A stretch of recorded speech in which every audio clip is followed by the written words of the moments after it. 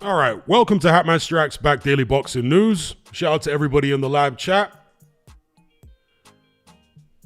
We are live. Let me know if you can hear me loud and clear. As I said earlier on, big up JR for the super chat. He's asking me about Masters of the Universe. I'm not somebody that pays too much attention to reviews, but it's been getting pretty bad reviews, hasn't it? Correct me if I'm wrong. That doesn't mean it will stop me from seeing it, but if you've seen it, without giving any spoilers away, what did you think of it? So, we won't stand on ceremony here.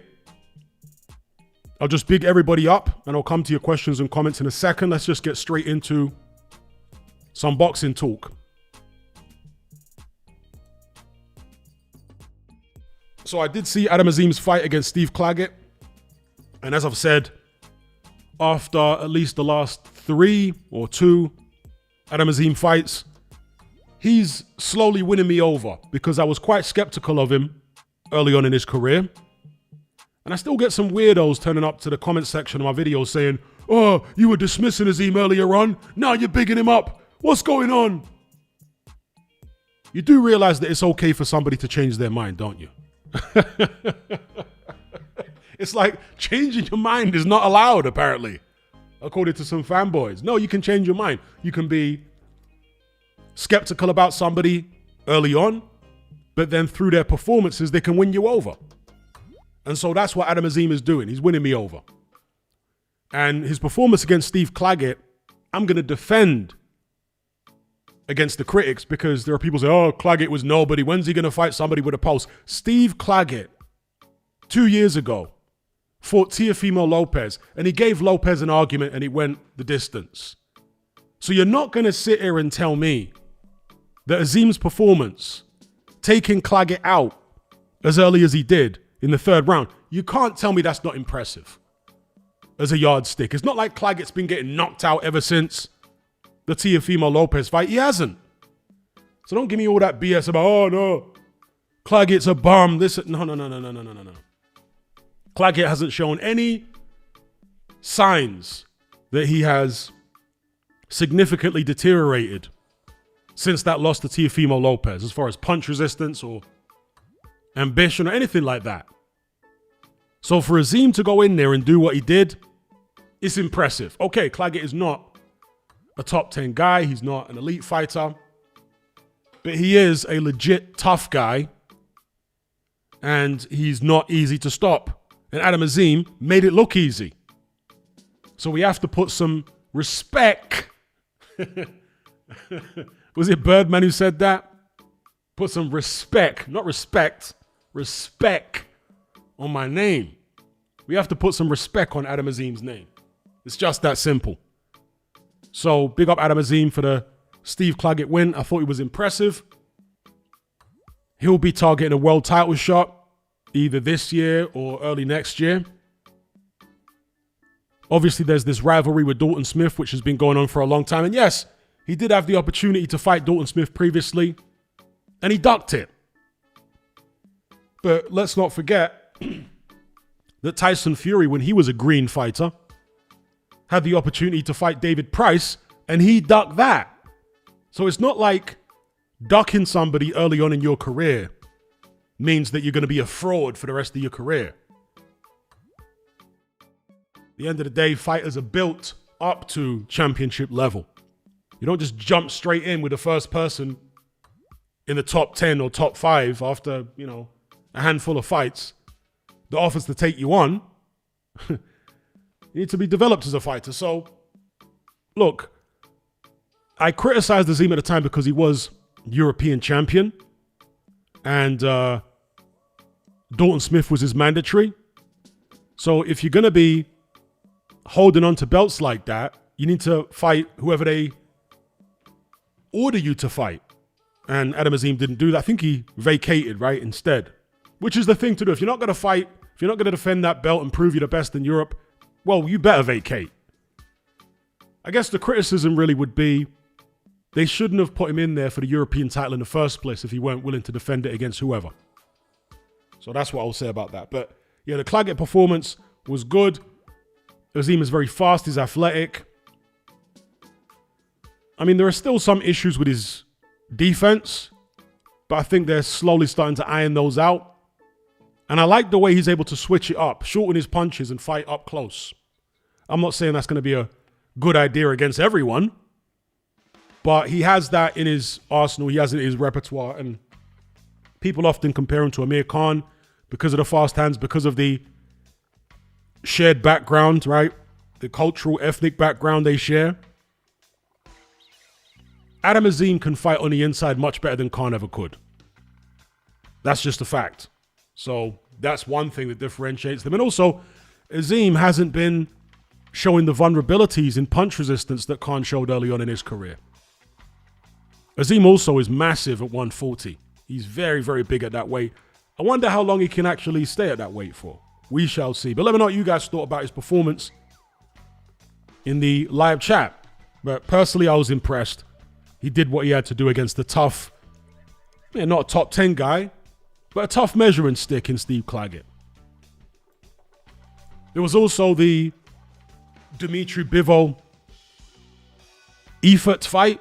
Now, I'm not sure how many of you guys heard the commentary for this on DAZN, but Adam Smith kept pronouncing Efert's name, I fart. I was like, really? You're going to go a whole fight calling this guy I fart? You cannot be serious. I sound like John McEnroe. You can't be serious. At least call him Eifert or something else. You know what I mean? Like, I fart? Come on, bro. What are we doing?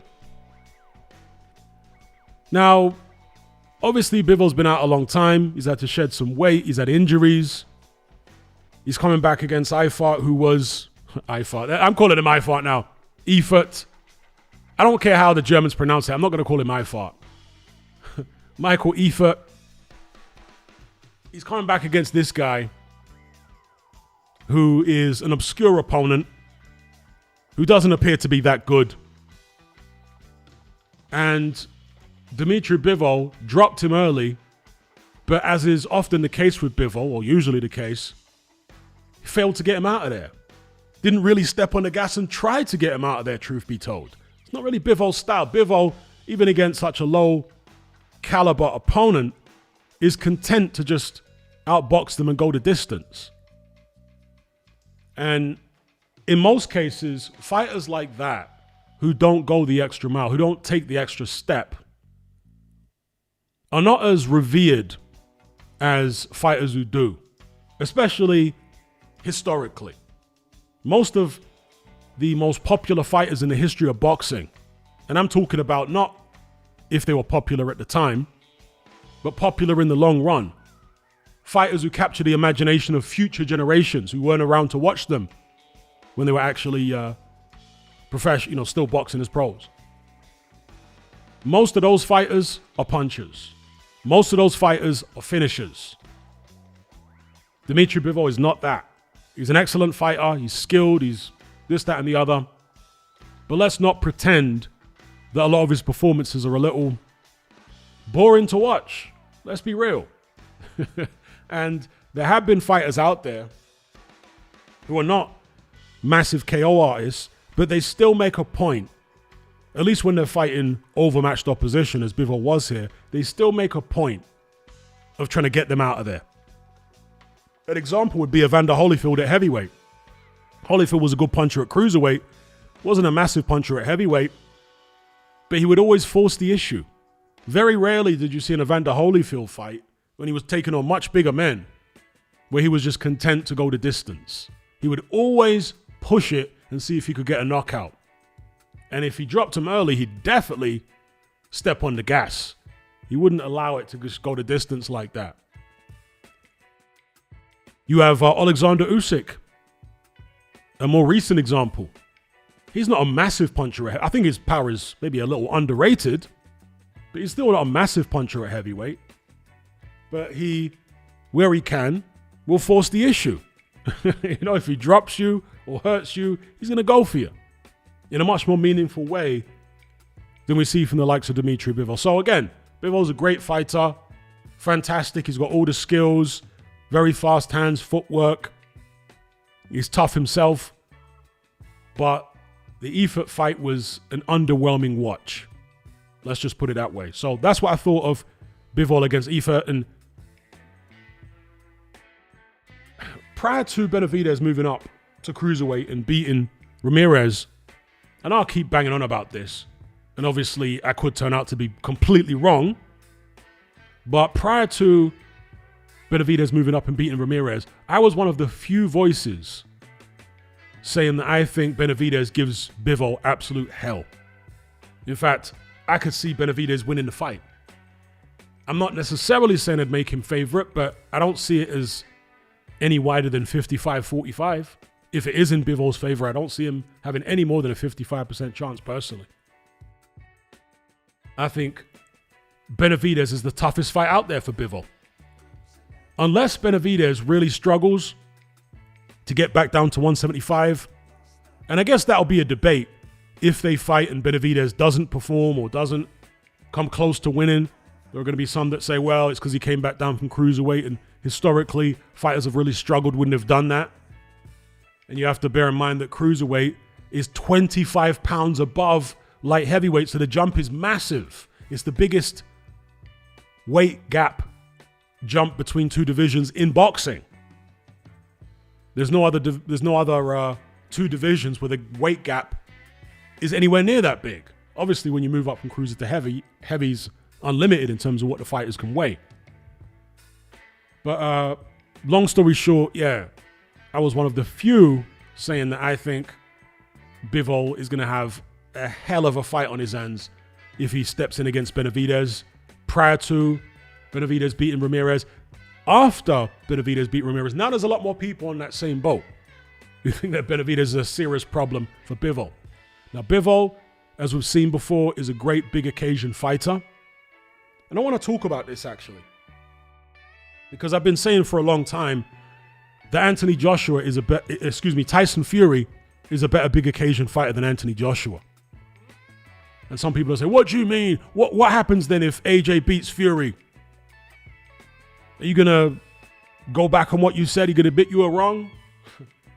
Well, when I say that Tyson Fury is a better big occasion fighter than Anthony Joshua, I'm going off what they've done up to this point. Mike Tyson was a much better big occasion fighter than Buster Douglas up until the point they fought.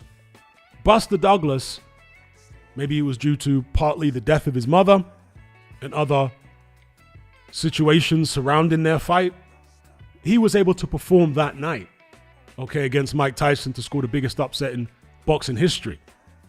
But the previous time when he challenged for the heavyweight title against Tony Tucker, he wasn't able to perform. And of course, he lost many other fights, several other fights before he beat Mike Tyson. So he was not a good big occasion fighter, but he was good on that occasion, all right? And I would say the same with Anthony Joshua. He's not a good big occasion fighter. And the way I would define it is a good big occasion fighter is a fighter who can produce his best form on the night. It doesn't even mean necessarily his best form is good enough to win against the opponent he's in with. It's just that he doesn't get so nervous that he underperforms. That's what defines a good big occasion fighter. He might not even be that good, but if he can perform to the best of his ability and nerves don't get in the way, and in fact, in many cases, nerves help him and assist him, if he can do that, he's a good big occasion fighter. Anthony Joshua, compared to Tyson Fury, is not a good big occasion fighter. If the situation with Fury is different, maybe because of the history they have, maybe the familiarity he has or feels like he has with Fury will help him in the fight psychologically, maybe AJ can pull off a victory. And it is possible to be better than someone, but not be as good a big occasion fighter. I mean, there are some low-level guys that perform to their best of their ability on the big occasion, but still lose, okay? And they might lose to a guy who isn't a good big occasion fighter. The best way I could describe it is you might have an elite guy a world champion like Anthony Joshua used to be, who only performs to maybe 65% of his best on big occasions. Then you've got a lower level guy who performs to 100% of his best on big occasions, but his 100% still isn't good enough to beat AJ at 65%. You see how that works? So anyway, went a little side quest there. Dmitry Bivol is a good big occasion fighter. Very good. And that will definitely be needed against Benavidez, and I think it will show up. Because the version of Bivol that we saw against Michael Eifert is not good enough to beat David Benavidez at his best. I'm just telling you, that's not good enough. He'll need to be better than that. He'll need to be more spiteful. He'll need to be more commanding. And I'm sure he will be. Because as I say, this guy, when the pressure is on, when he's in there against the best, he raises his game. So those are my thoughts on the Bivol-Eifert fight. Now, more recently, and I will come on to your questions and comments. Hold tight, everybody in the live chat. Big up the box. He says, Boxer, DAZN 2. Now looks like it's Zuffa versus DAZN.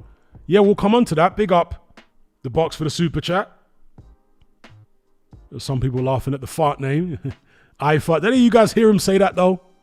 Adam Smith, he kept calling him Michael Eifert.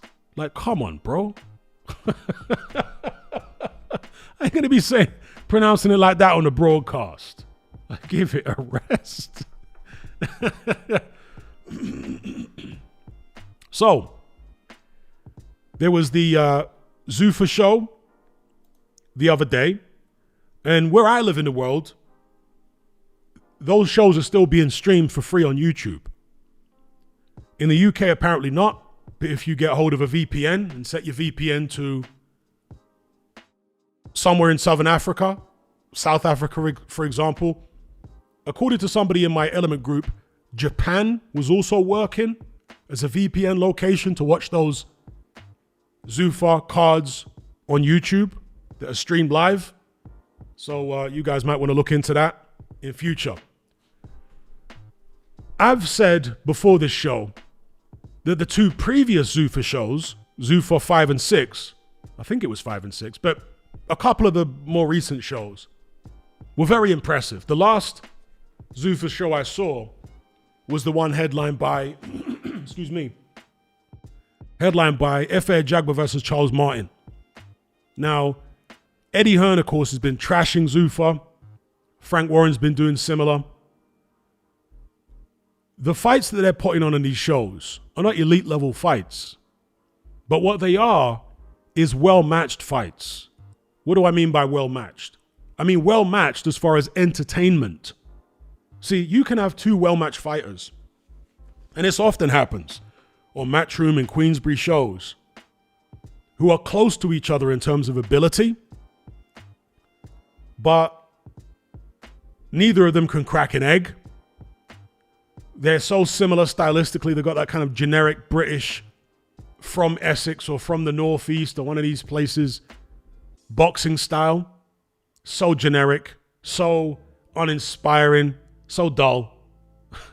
And Frank Warren or Eddie Hearn will match these guys against each other and start screaming and shouting about what an amazing matchup it is.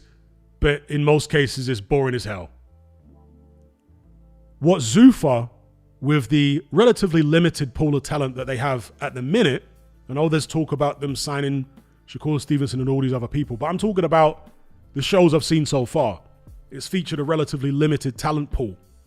But what they've done is they have, I'm going to say it, expertly matched the talent they do have against each other to produce entertaining fights. Whether the fights are short fights or long fights, they're entertaining over the past few shows.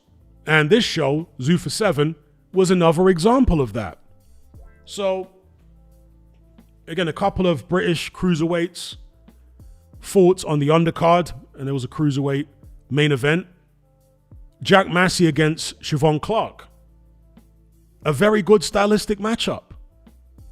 Neither of these guys is shy. Neither of these guys is feather-fisted. Neither of these guys is any kind of defensive whiz. Okay, and they're cruiserweights, which are kind of like the size of heavyweights back in the 1970s. And in these higher weight classes, the chance of thrills and spills and knockouts is a lot higher. So Zufar, the matchmakers there, are factoring all these things in when they're thinking about who do we make main event, who do we make chief support. And I think their choices of matchups have been inspired over the past few shows. Despite all the stuff coming out of Eddie Hearn's mouth, whatever. I understand there's reservations about Zufar. I've got reservations about them. Because Dana White's involved. And Dana White, in my opinion, treats fighters terribly in the UFC. And has been doing for a very, very long time. In my view, their model is extremely exploitative of the fighters. To a disgusting extent. So I'm acknowledging all that. I'm acknowledging all the reservations and concerns and misgivings.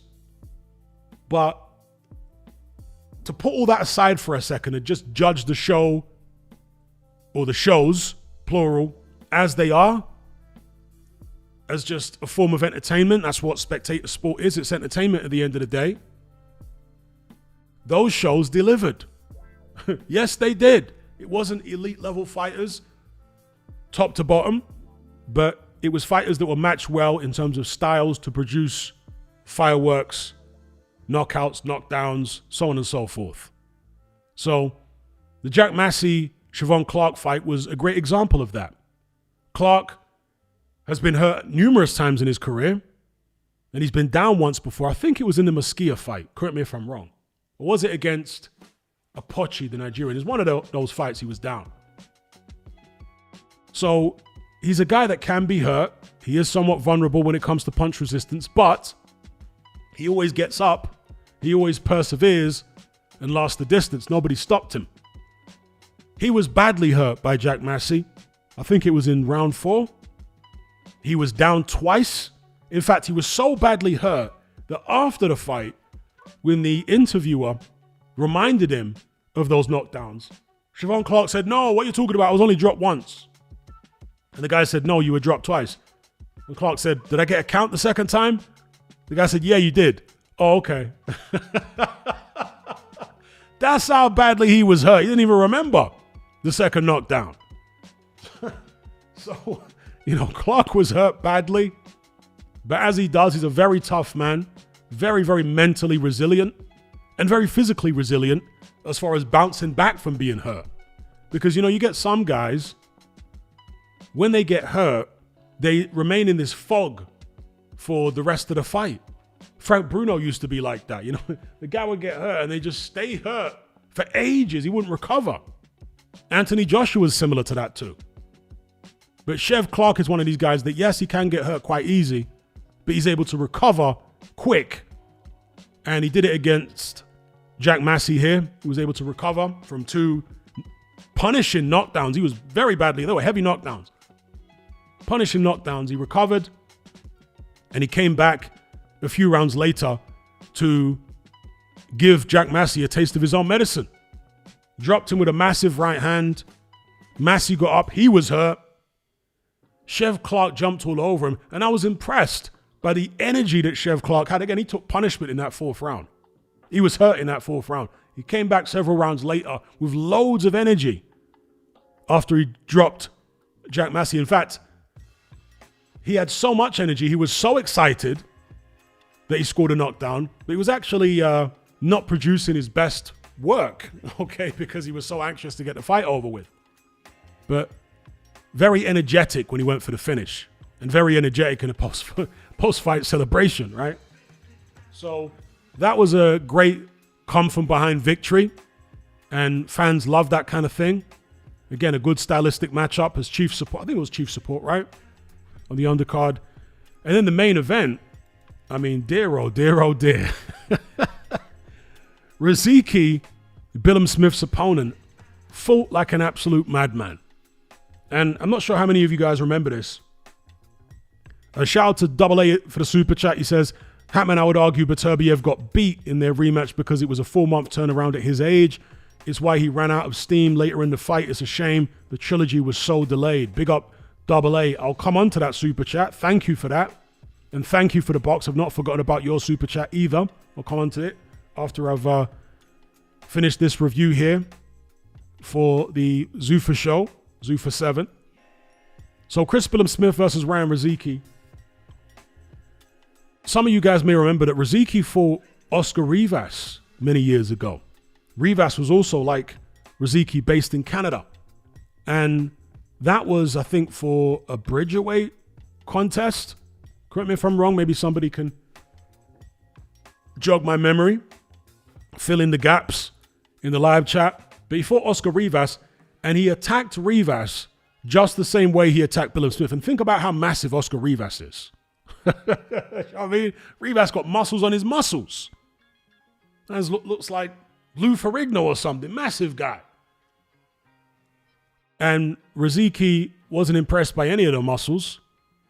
The fact that Rivas was coming down from heavyweight or any of that stuff, he attacked him like a madman, same way.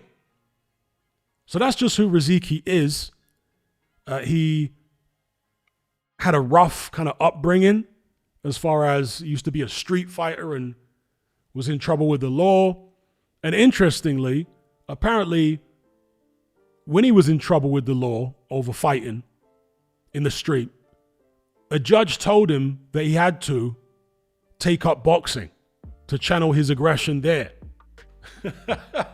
I'm not sure I've heard anything like that before, where a judge has said, no, you need to take up boxing as part of the conditions of your sentence or whatever. You need to take up boxing.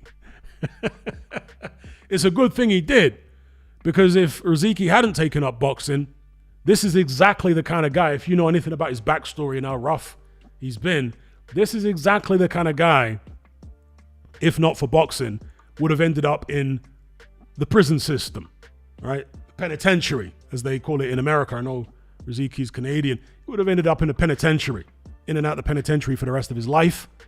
Or maybe worse, because these kind of rough guys, they're usually not very far away from the underworld, and they can get roped into that, doing stuff like debt collecting or even other things.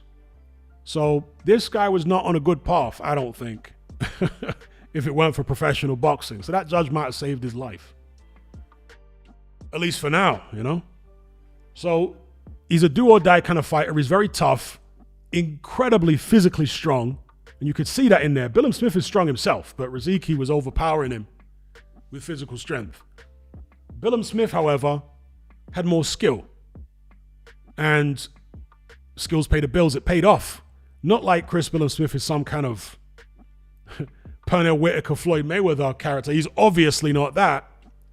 But as brawlers go, and Chris Billam-Smith is what I would categorize as a brawler, he might be the best brawler at cruiserweight right now. Yeah, he might be the best brawler at cruiserweight.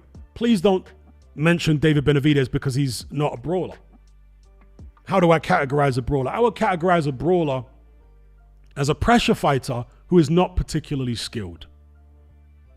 In a nutshell, that's how I would define a brawler. Chris Billam-Smith is not particularly skilled, but he's more skilled than Ryan Riziki. Let's just put it that way. Yeah.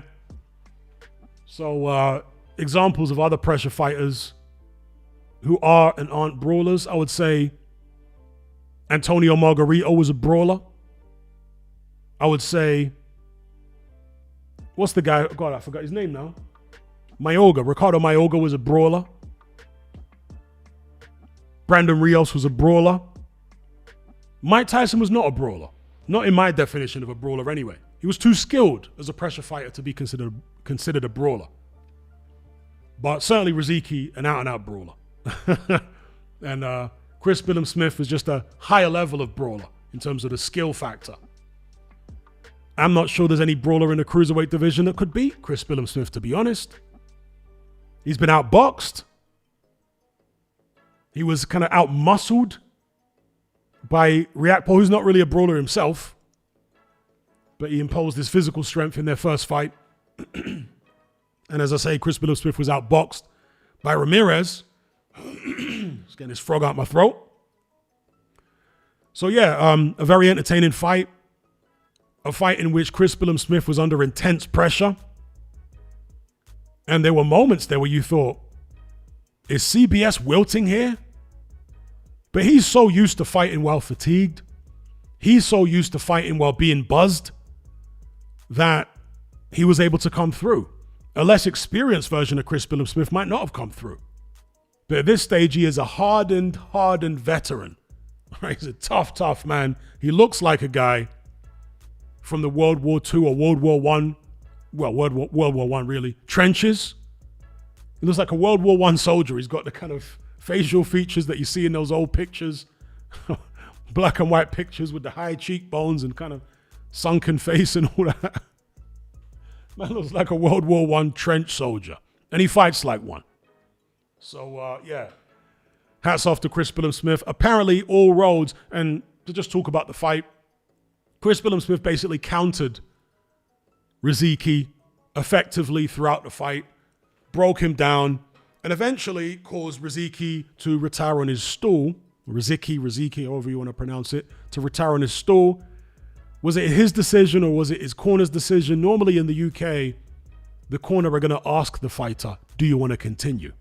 Or if the corner go to the ref and say he's had enough, the ref will then still come to the fighter and say, have you had enough? I don't know whether that happened with Riziki or not, because I didn't see the camera. I mean, maybe they did it, but I didn't see it. I might have missed it. Where, you know, the camera with the mic goes into the corner to overhear and oversee the conversation. In any event, it was a corner retirement after, what was it, 7 rounds? Chris Billam Smith gets the W. It seems now all roads lead to Jai Opetaia for the Zuffa belt. I've long nailed my colors to the mast as far as how I see that fight going. I think that Jai Opetaia makes mincemeat of Chris Billam Smith. I'm not saying Billam Smith can't be dangerous for a few rounds, but ultimately I think Opetaia is too much of a sharpshooter. He's going to be hitting Chris Billam Smith with long-range shots, fast shots. And other than Chris Billam Smith's resilience, and he's a very resilient guy, I think he's tailor-made for Jai Opetaia personally. So that's my take on that fight. Give me your take in the live chat. Now, let me get to some of these super chats. I appreciate your patience. So the box says, Boxer, DAZN 2, now looks like it's Zuffa versus DAZN. Well, I've got the Boxer story lined up as the next one as it goes. This was posted on Eddie Hearn's Instagram, which I find interesting. Shout out to Chili Beef. Chili Beef, this is a person, right? It's his username. Chili Beef is a member of my Element group. And there was a lot of rumors regarding what this big Boxer announcement was going to be today. And Chili Beef was speculating that it might be that Matchroom are buying Boxer out. And I said, you know what? That would actually make sense if you look at the way that Eddie Hearn's tone towards Ben Shalom has changed quite dramatically over the past couple of months. This guy was always on Ben Shalom's neck, but now they're all pally and they're calling each other up to have a chat. And what's going on? It wasn't so long ago that Frank Smith was offering Ben Shalom out to fight him. And now they're all pally. I mean, it happens in boxing, but usually happens for a reason. A reason beyond just maturity, right? There's usually a business reason behind it.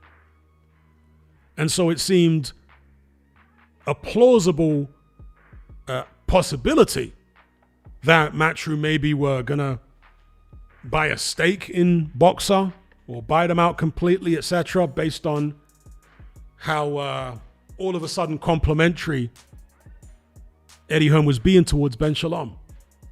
So we haven't heard any news like that today. All we've heard is that Boxer have basically extended their partnership with DAZN because they already had a deal with DAZN. I think that was signed a couple of months ago for doing pay-per-views. So the BBC at that point was their main broadcaster, but for pay-per-view events, they were going to do it on DAZN. That was already agreed months ago. But this one is for non-pay-per-view shows. This is a multi-show deal that Boxer have now done with DAZN for, as I say, normal shows. And it was posted on Eddie Hearn's Instagram page. Did Eddie Hearn post on his Instagram page when Bob Arum signed with DAZN? Maybe he did. I don't know. But I just found it kind of interesting that he posted it regarding Ben Shalom, regarding Boxer. So as the Box said there in the live chat, it's like the battle lines have been drawn. Zufar versus DAZN. Sky, and in America it's Paramount or Paramount Plus, versus DAZN. Interesting. Now, I'm not sure where Netflix fit in this equation, but competition as far as broadcasters is good, because then they'll be forced to give their customers better value in order to attract them. We all know it's a saying that people often repeat, that monopolies are bad for the consumer. Competition is good for the consumer. Generally, that's true. And so I never liked the idea of DAZN becoming a virtual monopoly, because they haven't been behaving themselves well. As far as I'm concerned, they haven't been giving their customers the best value. So, battle lines drawn, DAZN versus Paramount Plus, Sky. It's a good thing. Now, a potential downside is when it comes to fights not happening. But the person that could bridge the gap and eliminate that issue is Turki Al-Sheikh. Because Turki Al-Sheikh is involved with all of those broadcasters. So, people like to criticize Turki Al-Sheikh. And I'm not here as any kind of cheerleader. I don't work for him. I've never taken a penny from him. I'm just a boxing fan. Looking at it objectively, Turki Al-Sheikh continues to be a good person for the sport of boxing. A good entity, a good thing for the sport of boxing still. Will it always be that way? We'll have to wait and see. But as things stand right now, Turki Al-Sheikh is still very good for boxing. Because of the way he structures deals, and the way that he mediates between different promoters and now even different broadcasters. I mean, if Turki Al-Sheikh wasn't involved with Netflix, do you seriously think that DAZN would release Anthony Joshua for the Tyson Fury fight to allow him to fight on Netflix? Personally, I don't think so. I think that's only possible because Turki Al-Sheikh's involved with all of these broadcasters. That's why it's possible for DAZN to say, okay, we'll release him. We'll let him fight on Netflix against Fury. So some people might say, oh, this looks ominous. We're going back to the bad old days of fighters not facing each other because they're on different networks. Well, with Turki Al-Sheikh involved, that may not be the case. We shall see. But shout out to the Box for the super chat. Much appreciated. Big up. Double A for the super chat. He says, I would argue Beterbiev got beat in their rematch. He's talking about the rematch with Bivol because it was a 4-month turnaround at his age. It's why he ran out of steam later on in the fight. It's a shame the trilogy was so delayed. Well, layoffs definitely, in most cases, affect older fighters more so than younger fighters. Yeah, they do. And I feel that, even myself, when I was younger, I would take, a couple of weeks off from the gym and there wouldn't be that much deterioration.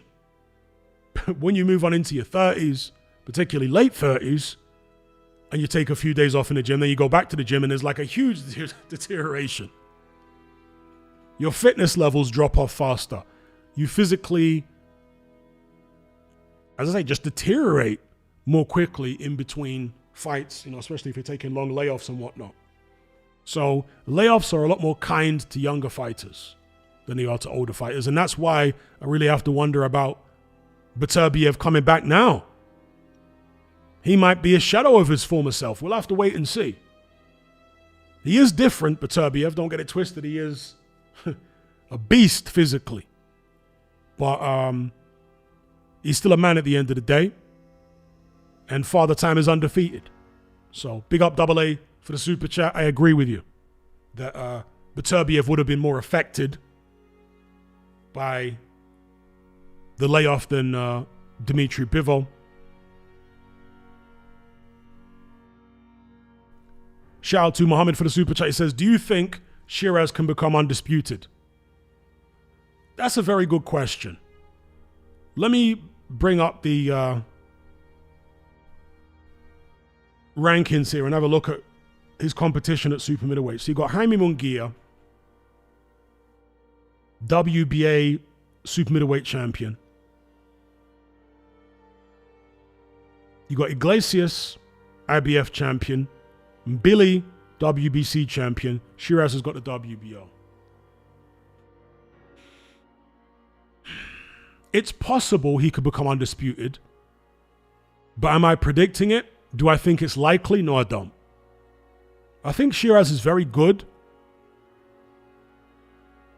But I don't think he's quite good enough to, at this stage, beat all the other guys who hold belts. I don't think he's quite good enough. Again, I'm not discounting the possibility. You have to bear in mind that Canelo Alvarez is about to challenge Mbili for the WBC, so we might have a changing of the guard there as far as who holds that belt. But there's Iglesias, there's Munguia. Now, I think most people would pick Hamza Shiraz to beat Munguia. But you know, Munguia has very fast hands. Shiraz does not have very fast hands. Shiraz is a good puncher. Very tall guy, bigger than Munguia. I probably favor Shiraz as well, but I don't think it's a foregone conclusion, to be honest, with the experience that Munguia has now. And the Mbili fight, I think, is a tough fight.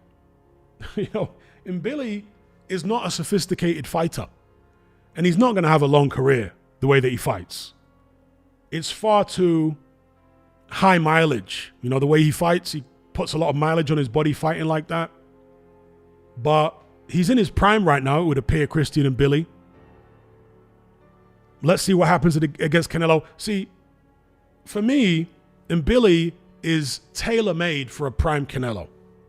He's a guy that's going to come forward with reckless abandon, throw loads of shots, and therefore give Canelo endless opportunities to get those counters off that he's so good at, so good with. But this is no longer a prime Canelo. Will he be as sharp on the counter? Has he deteriorated enough that Mbili could overwhelm him or just outwork him? We'll see. I think it's a very interesting fight now between Canelo and Mbili. If Mbili comes through and wins against Canelo when he's impressive, dare I say it, I might make him a favorite against Shiraz. Again, Shiraz is a totally different style, but Mbili's a handful. I'm not that impressed with Mbili stylistically or anything, right?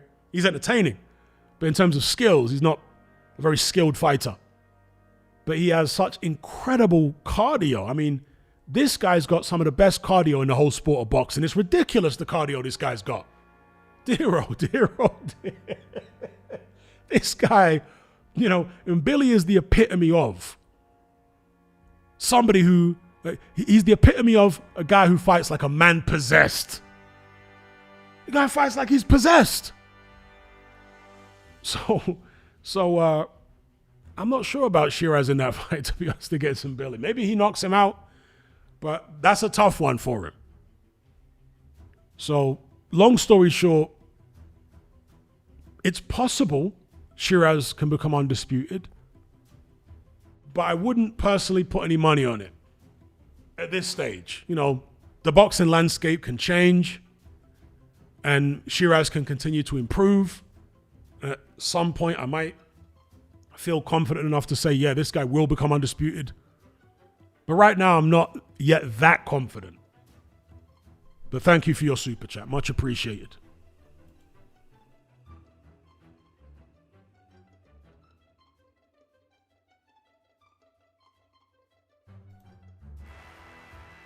And incidentally, going back to Boxer, Ben Shalom, their first show on DAZN will be this here. The Troy Williamson, Callum Simpson rematch. What do you guys think of this?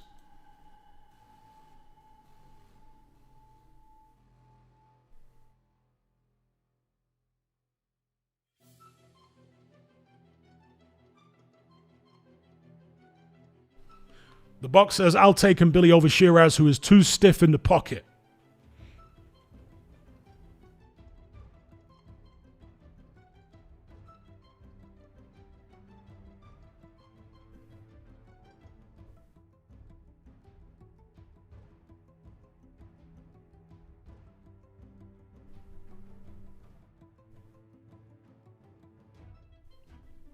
Nobody interested in Williamson versus Simpson too? Isaac Bling says, Callum Simpson is one of my favorite fighters to watch. I can't say I share that sentiment. I've never been interested at all in Callum Simpson. I've seen a few of his fights and I found him to be a very bog standard British fighter. Kind of generic, off the conveyor belt British fighter that Frank Warren and Eddie Hearn love to hype up because they've got a fan base. But I don't see any real talent there. And Troy Williamson, of course, is a very, very tough man. He's fought as low as, 154? Troy Williamson, so he's a very, very tough man. He's come up through the weight classes. He's got a good chin. He's got some power there, obviously. He lost to Josh Kelly in their Battle of the Northeast fight a few years ago. And scored the big upset over Williamson at 168 pounds. Done him. Is it 168 or 175? 168, right? Am I buzzing here, people? Yeah, 168, excuse me. So the rematch is on. Williamson apparently wanted to move on and fight elsewhere and do something else, and that was blocked. So he has to do the rematch with Callum Simpson. How do you guys see this rematch going if you care? Repeat or revenge?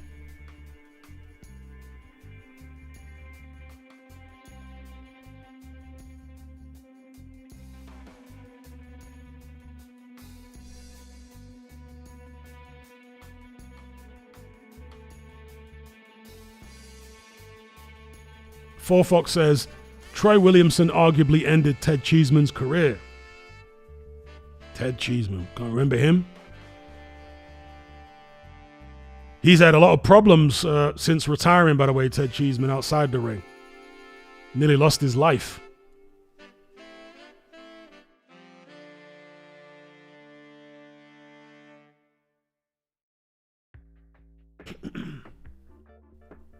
Isaac Bling says, revenge, hopefully. So he's pulling for Williams. Pause. Excuse me, not Williamson. He's pulling for Callum Simpson. Excuse me, pause. Double A says, Bam's just been stripped of his WBC title. He should have went for undisputed.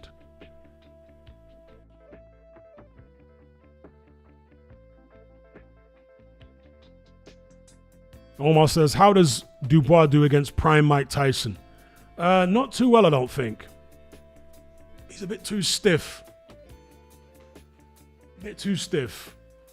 And his defense is a bit too porous. I don't think he'd do that well. It might be a Frank Bruno job that Mike Tyson would do on him.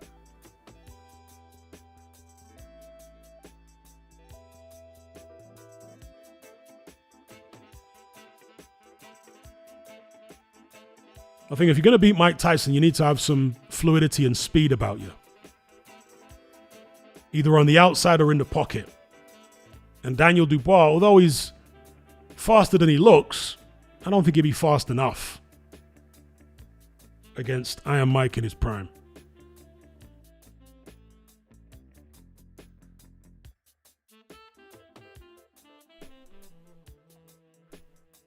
Lieutenant Frank says, can you elaborate on Partridge ducking Price? Well, Partridge was the British heavyweight champion at the time, and Price was his mandatory. The British board ordered him to fight Price. Instead of doing that, Luke Partridge, aka Tyson Fury, vacated the belt. And after vacating the belt, blatantly ducking David Price, he accused David Price of being afraid of him. He accused David Price of avoiding him. I mean, how's that for gaslighting?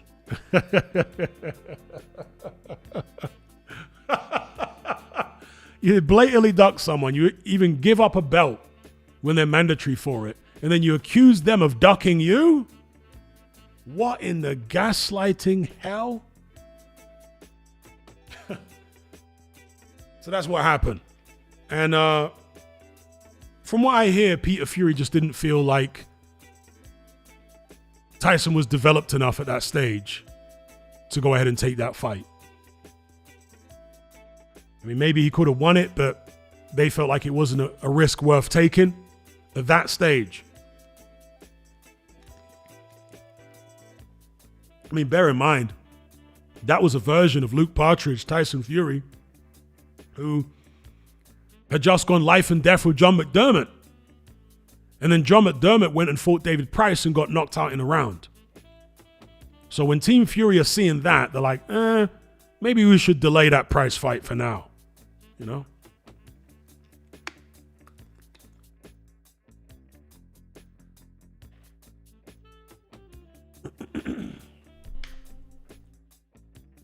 All right, moving on from Williamson versus Callum Simpson, the rematch. We can talk about this here. How many of you guys know about this? Joe Joyce is coming back. He's fighting on the 11th of July. That's next month. Literally 1 month away. I'm not sure how long he's been in training for. But this fight's going to be in Moscow, Russia, against a Russian. You can see it on screen there. Sislenkov. I think that's as good as I can do as far as pronouncing his name, his surname. Sislenkov versus Joyce, Moscow, Russia. Now, some of you may remember that Sislenkov actually beat Michael Hunter a couple of years back in some kind of semi-pro boxing league. I forget the name of the thing now, but it didn't go on Michael Hunter's normal professional boxing record. But if you go to his boxing record, there's several tabs for different types of boxing. And one of them is this weird semi-pro kind of league thing where he fought Sislenko in, and he lost on points. So that's the best form for Sislenkov, excuse me, did I say Sislenko? Sislenkov, to this point in his career, is currently 14-0. Joe Joyce, you can see his record on screen there too. I'm squinting. 16-4. All right. Last time he fought was against Filip Hrgović. That was in 2025. Early in 2025. He lost that fight. Prior to that, he lost to Derek Chisora. Prior to that, he had a win against Cash Ali. Prior to that, the two stoppage losses to Zheli Zhang. So he's been on a vein of bad form. Joe Joyce, a lot of people are concerned about his speech deteriorating. Personally, I don't see any speech deterioration. I don't hear any speech deterioration. His speech is just as bad as it was when he started as a professional. He was always awful. I've never heard him. Now, some people say it's gone from bad to worse, but I don't know. I don't personally perceive that. I saw interviews with Joe Joyce very early on in his pro career where he was asked a basic question by the interviewer. And Joe Joyce, I kid you not, stood there in silence thinking for at least 20 seconds. Like that. Like some kind of old person with dementia. And it was so weird that the interviewer had to answer on Joe Joyce's behalf. That was early in his career. I remember vividly, early in his career, he was doing that. They'd ask him, how's the training camp gone, Joe? And he literally was frozen in time for like 15, 20 seconds saying nothing. The interviewer said, has it been good? Yeah, kind of good, yeah. You know how Joe Joyce talks. So he's always had diabolical speech, and it continues on. And obviously his speech isn't going to get better the more he gets punched in the head, but I don't think it's significantly deteriorated personally. But I understand people's concerns because this is a guy who gets hit a lot, and he's now up there in age. How old is Joe Joyce now? Is he 40? Yeah, 40 according to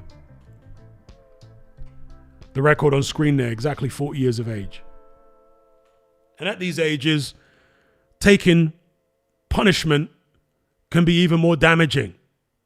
So I understand people's concerns. And here he's fighting in Russia.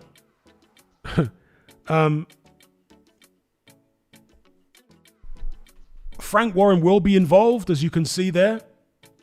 That's an interesting one. Al Siesta, Frank Warren, John Wirt. They're the ones putting this fight on in Russia.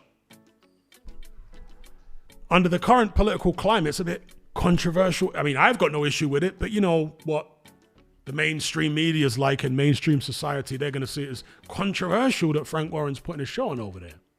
I got no issue with it at all. But yeah, Moscow, Russia, what do you guys think of this one? Is this a good comeback fight for Joe Joyce? Or is he being set up to fail here? Give me your thoughts in the live chat.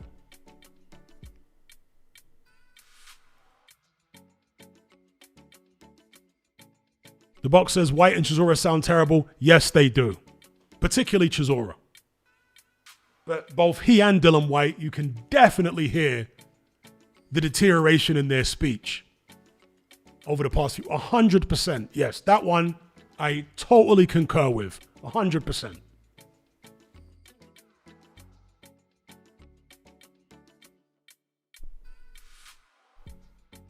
Cobzilla says, Joe Joyce is actually an intelligent person according to his friends. Don't let the speech fool you. Well, I'm not saying he's dumb. Just because somebody isn't articulate doesn't mean they're dumb. So I'm not saying that. I was just talking about his speech, particularly in relation to his neurological health.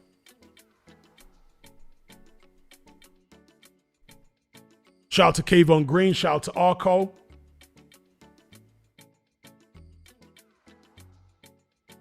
Yeah, Riddick Bowe is horribly punch drunk. Two of the worst or most punch drunk fighters from the 90s would be Riddick Bowe and James Toney. Both of them horribly, horribly punch drunk.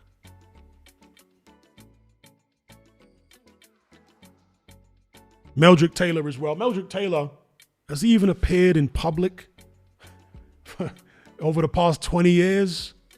Because his pugilistic dementia is so bad, yeah, they kept him locked away, you know, in his house or wherever, well away from cameras.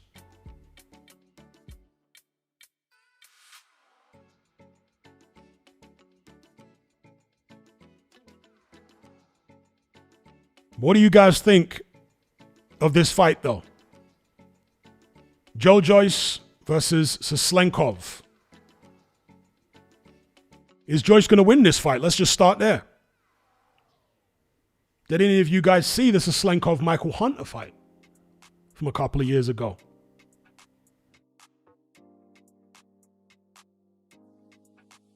K1 Green says, Bo is my favorite fighter. Those Holyfield fights were legendary. Riddick Bowe from BK.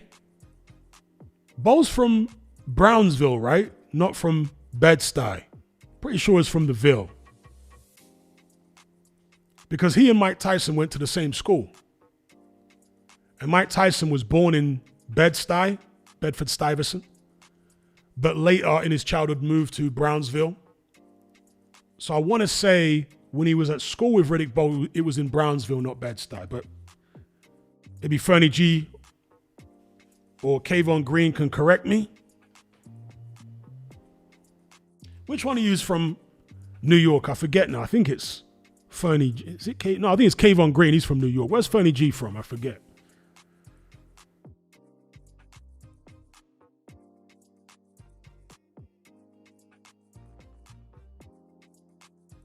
Double A says Chisora's talking about a Wilder rematch. He's so addicted, it's crazy. Yeah, he is addicted. But I don't have that much of an issue with a Wilder rematch because Wilder is shot to bits himself.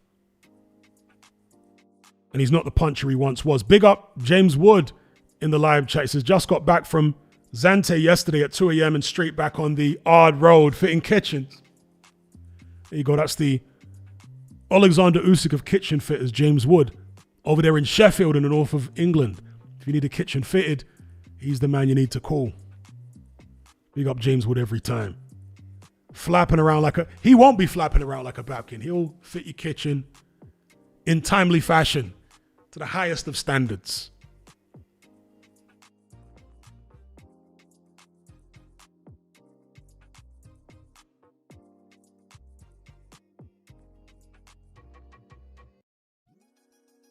Yeah, Shannon the Cannon's from Brooklyn as well.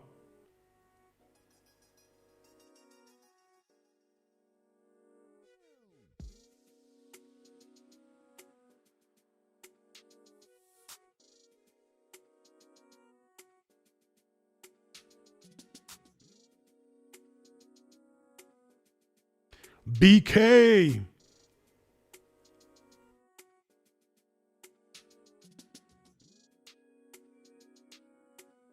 All right, not too many people interested in this fight then between Joe Joyce and Sislenkov. So we'll move on.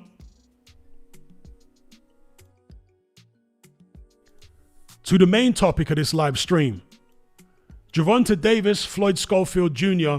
talks intensifying. This is via Boxing Scene.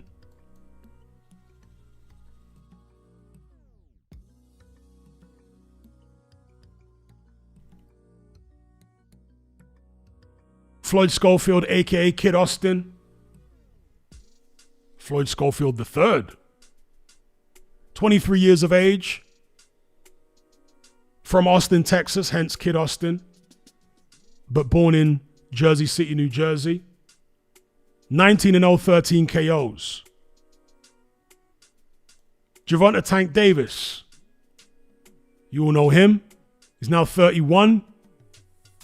Record of 30-0-1. 28 KOs. A very high KO ratio for a fighter in these weight classes. Lightweight. From Baltimore, Maryland. Southpaw. He has been one of the most frustrating fighters to follow over the past few years because he's so talented. He's such a blessed puncher, but he has no respect for the sport of boxing at all. No respect for the public. And for those reasons, he just treats boxing as a job, a means to an end. He makes money out of it. He doesn't care about legacy at all. He doesn't care about pushing the envelope and seeing how good he actually is. Not interested. He's interested only in pushing these little fake PBC narratives with the end goal of generating as much money as possible with the odds stacked in his favor. It's a smart business model, but from a fan perspective, it's not very satisfactory. Let's just put it that way. If Gervonta Davis wasn't a good fighter, if he didn't have great ability, then nobody would even care. It's because he does have great ability, and he is a very good fighter, that people like me feel frustrated. Because we're thinking about what could have been if he was someone that actually did care. It's not like you always prioritize legacy to the detriment of making any money.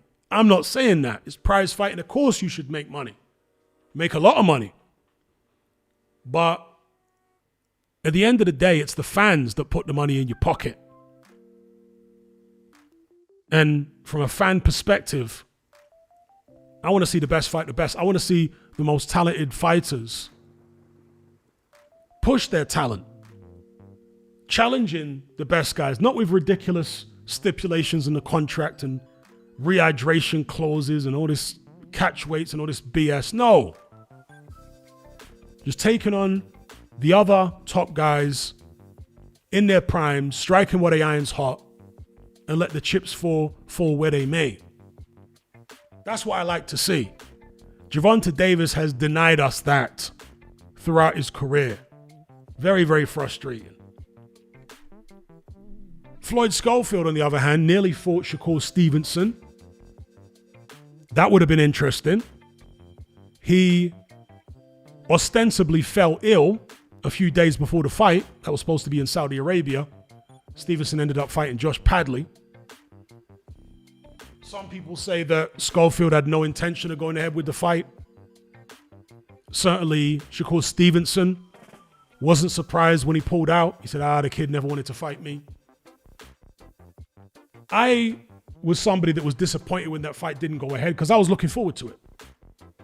Shakur Stevenson is, at this stage, because Terence Crawford is still retired, right? Has he announced the comeback, Terence Crawford? I don't think so. He's still officially retired, last I checked. You guys can correct me if I'm wrong. Shakur Stevenson, as things stand right now, is the best technical fighter in boxing. Now, we saw a little bit in the Usyk-Rico Verhoeven fight that when a really immaculate technical boxer comes up against someone that is highly unorthodox, it can throw them off a little bit. And so Floyd Schofield is highly unorthodox. He's also very athletic. He's also a risk taker. This is a guy that will run red lights, as Teddy Atlas likes to say. In fact, he's such a red light runner that he has ended up with bad cuts himself several times through head clashes because he's jumped in at people. He likes to leap in with shots. And on a couple of occasions he's missed and he's clashed heads with the opponent and he's come off worse with a big cut on his eye. So he's an unorthodox guy. He's athletic. He's explosive. And I was just intrigued to see how that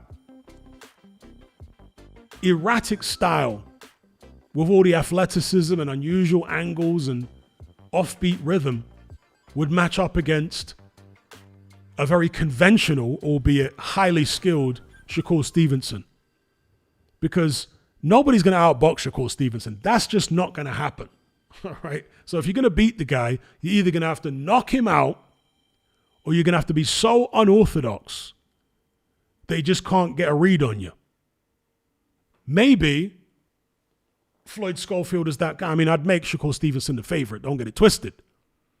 But I think it's an interesting switch up for Stevenson to have to face in Floyd Schofield. He's not a conventional fighter at all. Will the fight happen? Well, it may not, but apparently the talks are intensifying. It all depends on how much Gervonta Davis wants it.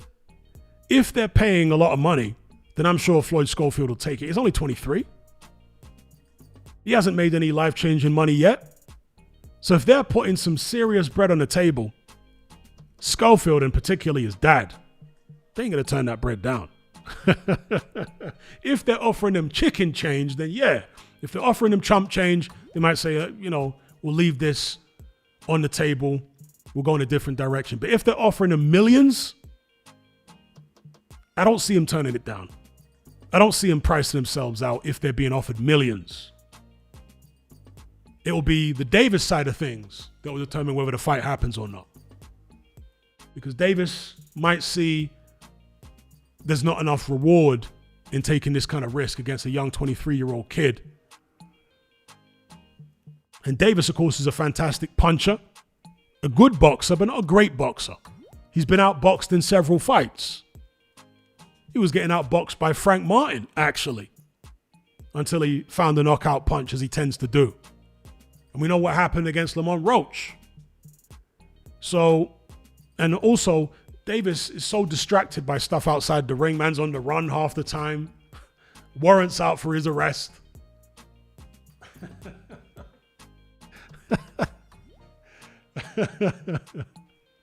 He's shooting the fade with baby mamas and God knows what else. So, Tank Davis got a lot going on outside the ring. Maybe he's reached the point where he's there for the taking. It certainly appeared to be that way against Roach. Does Tank Davis, with all that stuff going on in his life, really want to fight a young guy like Floyd Schofield, where he basically stands to gain nothing? It's not like a massive fight, is it? Schofield's not well known enough for it to be a massive commercial fight. So what's in it for Tank? I mean, if some of these cases are actually prosecuted, Tank's gonna maybe need to top up his bank account for those lawyer fees. And since he's over there at PBC, beggars can't be choosers. They don't have a big roster that could really generate him a lot of different opportunities.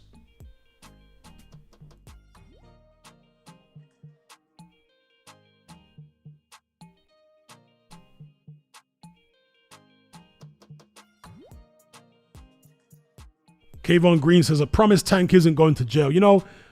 I've always found it interesting that in America, when these fighters get arrest warrants out for them or charged with these crimes, most of the time they never go to prison. I'm talking about the high profile fighters. It's very interesting. Most of the time they don't go to prison. I don't know what's going on, whether there's money paid under the table, special handshakes, or how it works. But the amount of times these guys get caught, and if they were not famous, if they were not rich, they'd be going to jail. 100%. They'd be going to the penitentiary. But because these guys have got money and they're public figures and they got Al Heyman, somehow it all just disappears. Broner was in that position many times. Various other fighters over the years, of course. Well, yeah, you can pay bond, but that just gets you out on bond. It doesn't get the charges dropped.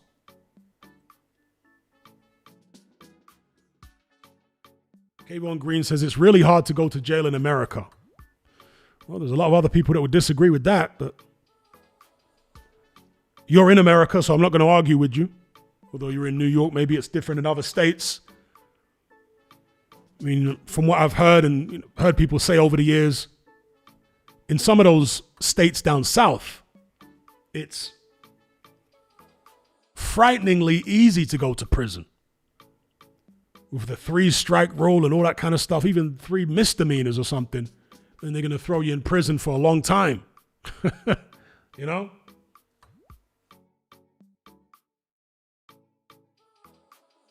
Tank Davis is from Baltimore. I'm not sure where he's been catching these cases.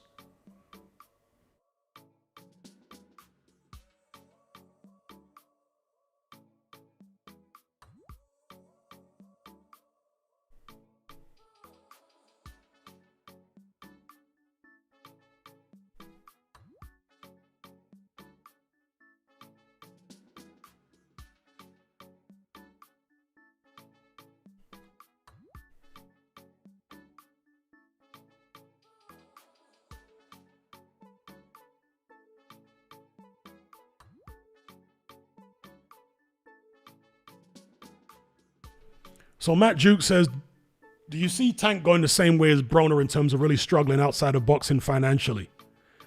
Yes, very possibly so. Kayvon Green says, okay, fair enough. Like in Alabama, but anywhere civilized, it ain't happening. Yo, shots fired.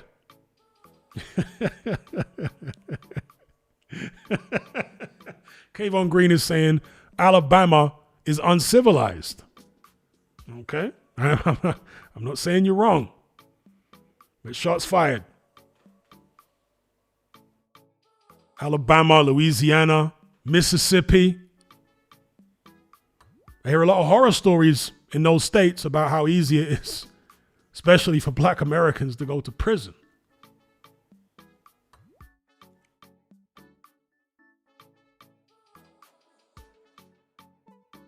Bunch of people in prisons down there that really shouldn't be in prison.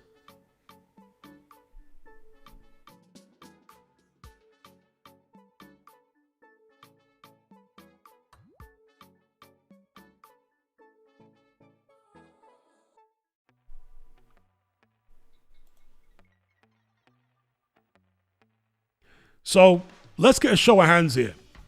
If, and I know most of you guys are going to be skeptical, but let's just say hypothetically, if they were to make Tank Davis versus Floyd Schofield next, how does that fight go? Who wins?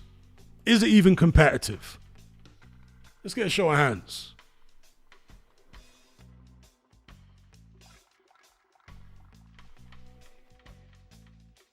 And speaking of fighters not going to prison, ironically, one of the few in America who did go to prison was the richest of all, Floyd Mayweather.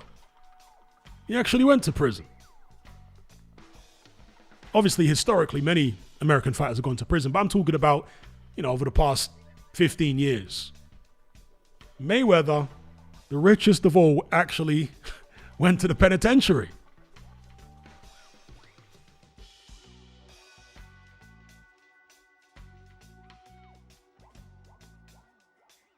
The box thinks Tank knocks Schofield out. Lieutenant Frank says Tank.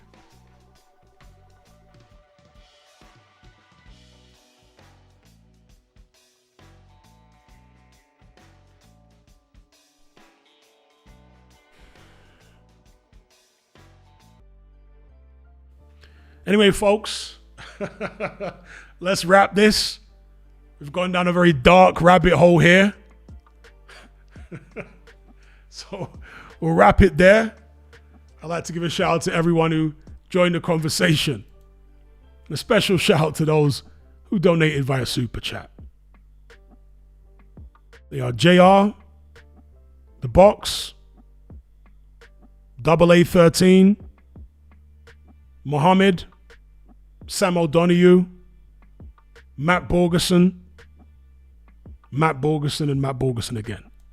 Big up Matt Borgerson. All right, until next time. You guys take care out there. Be good. I'll catch you on the next one. I'm out.